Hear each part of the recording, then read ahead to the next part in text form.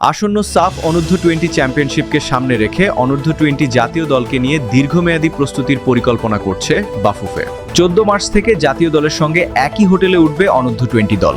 এরপর 15 মার্চ আবাহনী লিমিটেডের বিপক্ষে একটি প্রস্তুতি ম্যাচ খেলবে তারা। 21 মার্চ দলটি যাবে মালদ্বীপে, যেখানে জাতীয় দল বা শীর্ষ ক্লাবগুলোর বিপক্ষে আরও কয়েকটি প্রস্তুতি ম্যাচ খেলার পরিকল্পনা রয়েছে। এছাড়া ক্যাম্পে যোগ দিচ্ছেন 6 জন প্রবাসী বাংলাদেশি ফুটবলার শুভ্র মণ্ডল, ডেকলান সুলিভান, রোনান সুলিভান, আমির সামি, ফারহাদ আহাতার এবং ইব্রাহিম নওয়াজ।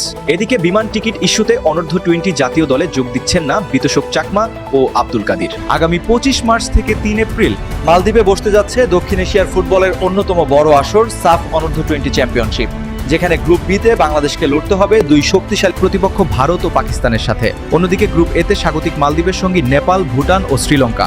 দুই গ্রুপের সেরা দুই দলই পাবে সেমিফাইনালের টিকিট। 24 মার্চ বিকাল 4:45 মিনিটে নিজেদের প্রথম ম্যাচে পাকিস্তানের মুখোমুখি হবে যুবারা। দ্বিতীয় ম্যাচ 28 মার্চ ভারতের বিপক্ষে। আগামী 31 মার্চ 2026 তারিখে সিঙ্গাপুরের বিপক্ষে গুরুত্বপূর্ণ ম্যাচ খেলবে লাল সবুজের দল। আর সেই বড় লড়াইয়ের আগে আগামী 26 মার্চ ভিয়েতনামের মাঠে একটি আন্তর্জাতিক প্রীতি ম্যাচ খেলবে বাংলাদেশ।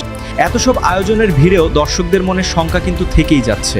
শেষ পর্যন্ত এই প্রবাসী ফুটবলাররা মাঠে নামতে পারবেন তো, নাকি সিন্ডিকেটের সেই কালো থাবায় প্রতিভাদের স্বপ্ন আবারও বেঞ্চে বসেই শেষ হবে? আপনার কি মনে হয়, বাফুফে কি এবার যোগ্যদের মূল্যায়ন করবে? আপনার মতামত কমেন্টে জানান আর সাবস্ক্রাইব করে বাংলাদেশ ফুটবলের সাথেই থাকুন। ধন্যবাদ।